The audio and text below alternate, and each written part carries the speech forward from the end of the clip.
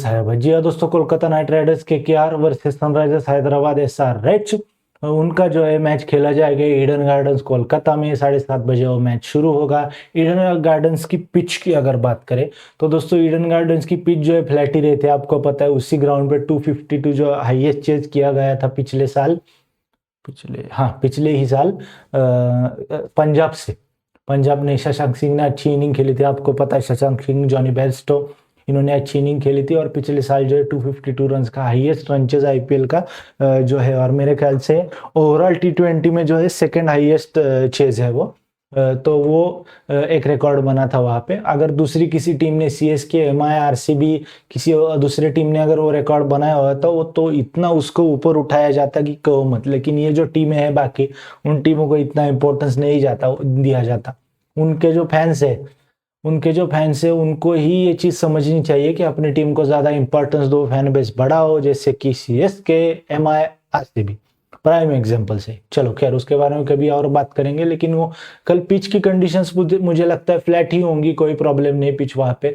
Ground भी dimensions इतने कुछ बड़े हैं नहीं, और है भी तो ऐसे पिच पे आसानी से क्लियर हो जाएंगे। और 65,000 का क्राउड है और वहां पे कुछ ज्यादा स्टैंड्स टाइप ऐसे नहीं है। सामने की तरफ ज्यादा स्टैंड्स है, जैसे पुणे की स्टेडियम में है।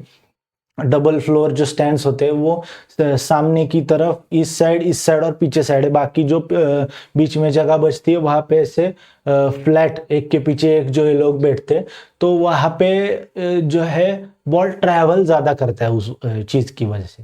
तो जैसे चिन्नस्वामी खैर पैक है, आरसीबी का होम स्टेडियम जो है बेंगलुरु में, वो पैक है। लेकिन बॉल जैसे ट्रैवल करता है, ऐसे बहुत बार कहा जाता है चिन्नस्वामी स्टेडियम के लिए, धर्मशाला की स्टेडियम के लिए और एक दो स्टेडियम के लिए कहा जाता है। लेकिन वो वैसे ही बॉल ट्रैवल करता है यहाँ पे। मैंने बहुत सारे मौके पे ये नोटिस किया है, एनालाइज किया है कि ये बॉल यहाँ पे ट्रैवल करता है।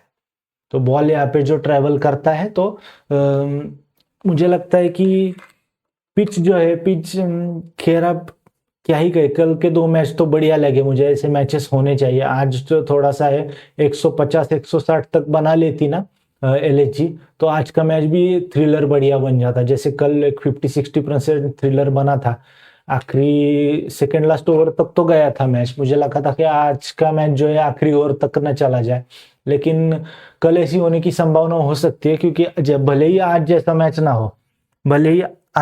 मैच ना हो, लेकिन फ्लैट पिच होने की वजह से दोनों बैटिंग टीम को वहां पे बढ़िया मदद मिलेगी। कितना भी स्कोर बन जाए वहां पे चेज हो सकता है। दोनों की बैटिंग लाइनअप तगड़ी है, हैदराबाद की बहुत ज्यादा तगड़ी है। खैर वो तो है, ये तो बात हमने पिच की कर दी, no problem about pitch there. Weather conditions के बारे में अभी पता नहीं है वहां पे, वैसे क्लियर ही होना चाहिए इन दिनों, लेकिन उसके बारे में ज्यादा कुछ अभी तक पता नहीं है। मैंने सर्च भी उतना नहीं किया मेरे ख्याल से, लेकिन क्लियर ही है। अब बात करेंगे प्लेइंग 11 के बारे में। अब पिछली प्लेइंग 11 जो उनकी थी, पहले केकेआर की प्लेइंग 11 देख लेते हैं होम टीम की। Ajinkya Rahane captain, Finn Allen टुकड़ा। फिन एलन बहुत ही बढ़िया प्लेयर है, बढ़िया मारता है, बढ़िया खेलता है। पिछले मैच में भी शुरुआत अच्छी दिला के ये प्लेयर आउट हुआ था। 10-12 ओवर तक मैच पूरी तरह से कंट्रोल में था एमआई के अगेंस्ट केकेआर का, लेकिन वही फिर वहां के बाद उसके बाद मैच उनके हाथ से छूट गया। उसके बाद कैमरन ग्रीन, अंकुरिश रघुवंशी को दोस्तों अच्छा खेलना पड़ेगा। जितना रेट केकेआर ने या फिर बाकी एक्सपर्ट्स ने अंकुरिश रघुवंशी को किया था 2023 के 22 के सीजन के बाद, उतना उन्होंने कुछ जो है पोटेंशियल उसके बाद दिखाया नहीं, एक दो इनिंग्स के बाद। और कैमरन ग्रीन को तो थोड़ा स्टेप अप करना पड़ेगा। बॉलिंग खैर उनकी है नहीं। अजिंक्य रहाणे से पूछा गया पोस्ट मैच प्रेजेंटेशन में कि why Cameron Green is not bowling, Ajinkya Rahane ने डायरेक्टली बोल दिया वो आपको ऑस्ट्रेलियन क्रिकेट बोर्ड से पूछना पड़ेगा। तो उसके बाद ऑस्ट्रेलियन क्रिकेट बोर्ड और सिलेक्टर्स ने ये स्पेसिफिक क्या कहते हैं वो, यार कभी कभी वर्ड्स इतने अटक जाते हैं ना, एक्सप्लेनेशन दिया उस चीज के बारे में कि 10 या 12 तारीख मेरे ख्याल से वो अभी तक रिहैब में चल रहे हैं। 10 से 12 तारीख या 10 से 12 दिन का, लगभग 20 दिन है उनको लगेंगे। उसके बाद सोचा जाएगा कि वो बॉलिंग करेंगे कि नहीं। अभी तो उनकी बैटिंग पे ही निर्भर है केकेआर, उतना भी कर ले तो बढ़िया रहेगा। लेकिन उनकी बैटिंग को इतना स्केल करना या फिर इतना रेट करना लार्ज स्केल पे थोड़ा सा मुश्किल होता है। उसके बाद रिंकू सिंह, रमनदीप सिंह, अनुकूल रॉय, सुनील नारायण, वरुण चक्रवर्ती, वैभव अरोरा, प्रेसिंग मुजरबानी और कार्तिक त्यागी। लेकिन मैं ये चीज कहना चाहता हूँ, पिछले मैच जैसे हारे केकेआर, ये वरुण चक्रवर्ती और सुनील नारायण मिस्ट्री स्पिनर के बारे में जैसे मैंने कहा, मराठी में हम कहते हैं कि उघड़ा पडला, पण ये जो स्पिनर थे, मिस्ट्री स्पिनर की मिस्ट्री खत्म हो गई तो सिर्फ उगड़ा नहीं, उगड़ा आना मतलब पूरा ही एक्सपोज हो जाता है वो प्लेयर। इससे बेटर तो कुलदीप यादव या फिर सबसे बेस्ट एग्जांपल तो यूजी चहल है। यूजी चहल जैसे बॉलर्स है तो वो सबसे बढ़िया एग्जांपल है कि मिस्ट्री विस्ट्री कुछ नहीं, पता है सामने वाले को लेग स्पिन आ रही है, गुगली आ रही है, फ्लिपर आ रही है, स्लाइडर आ रही है, ड्रिफ्टर आ रही है, गेंद स्किड होगी, बाहर जाएगी, अंदर जाएगी, पता है वो रीड कर रहा है हाथ से। अगर वो हाथ से रीड नहीं करता वो तो अलग ही बात है, लेकिन बॉल छुपा के ला रहा है, ये वो ऐसे कुछ करते नहीं है, पता है सामने वाली टीम को, फिर भी आउट करते हैं आपको। ये बड़ी खासियत होगी, उनको कुछ प्रॉब्लम नहीं, मिस्ट्री खत्म हो जाए, ये हो जाए, उनको कुछ प्रॉब्लम नहीं। आज भी कुलदीप यादव ने फिर से मिचेल मार्श को आउट कर दिया। ये ताकत है मिस्ट्री स्पिनर की, मिस्ट्री खत्म, बॉलर खत्म, सिंपल सी बात है। ये दोनों अगर अच्छा नहीं करेंगे तो सॉरी एक सेकेंड दोस्तों,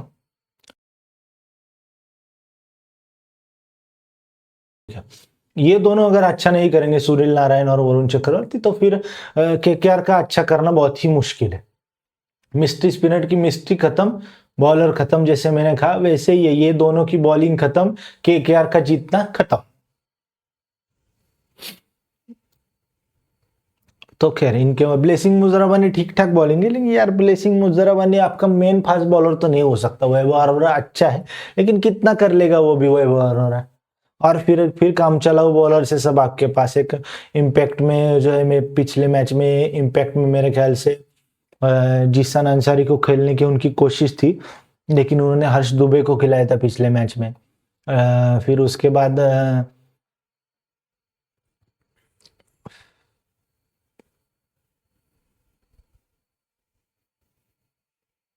कार्तिक त्यागी भी मेन फास्ट बॉलर है, उनको भी वो खिला सकते हैं।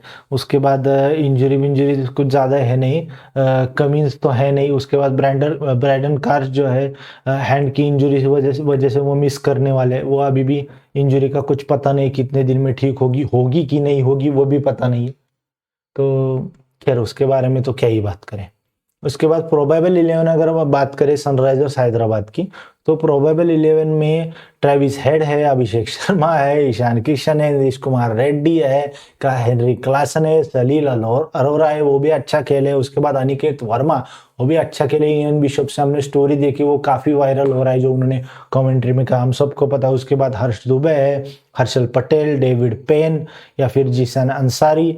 ईडन गार्डन्स पे मुझे लगता नहीं जीसन अंसारी को खिलाएंगे, लेकिन मौका देंगे तो देखें। जयदेव उनाडकट, ईशान मलिंगा। वैसे दोस्तों मुझे ये लगता है कि इस मैच में ये दोनों टीम्स की बॉलिंग पूरी तरह से वीक है, दोनों भी टीम्स की बॉलिंग वीक है। मतलब जो कम खराब बॉलिंग करेगा वो टीम जीतेगी, या फिर पूरी तरह से इन दोनों टीम को अपनी बैटिंग के ऊपर रिलाई करना पड़ेगा। जी हाँ, मतलब मुझे लगता है ये भी सनराइजर्स हैदराबाद तो है ही एक्सप्लोजिव बैटिंग के ऊपर। उसके बाद केकेआर की भी बात करें तो केकेआर में भी बॉलिंग इतनी मुझे ठीक नहीं लग रही। और एक्स फैक्टर जो है उनके सुनील नारायण और वरुण चक्रवर्ती, वो चले तो फिर अलग बात है। फिर तो फिर बॉलिंग उनकी आसमान छू जाएगी, चांद तक। मतलब आज तो अपन चांद पे, ऐसे फीलिंग उनको आ जाएगी। खैर लेकिन ये फाइट कल बैटिंग की होगी मुझे लगता है। और पिच की बात करें तो पिच भी बैटिंग के लिए सपोर्टिव होगा, ऐसे हम प्रेडिक्ट करें, और जैसे हमने पिछले 2-3 साल में देखा भी है। तो मुझे लगता है बैटिंग वर्सेस बैटिंग ये चीज होगी। उसमें बैटिंग अगर दोनों टीम्स ने तगड़ी कर दी तो एक या दो बॉलर्स ही ऐसे होंगे जो जिस टीम में से वो दो बॉलर्स अच्छे बॉलिंग करेंगे वो टीम जीत जाएगी। वरना तो फिर बॉलिंग टू बॉलिंग कंपटीशन करे तो कौन खराब करेगा, कौन कम खराब बॉलिंग करेगा वो टीम जीतेगी, ऐसा इनमें कंपटीशन रहेगा। चलो खैर इसके बारे में तो बात हो गई।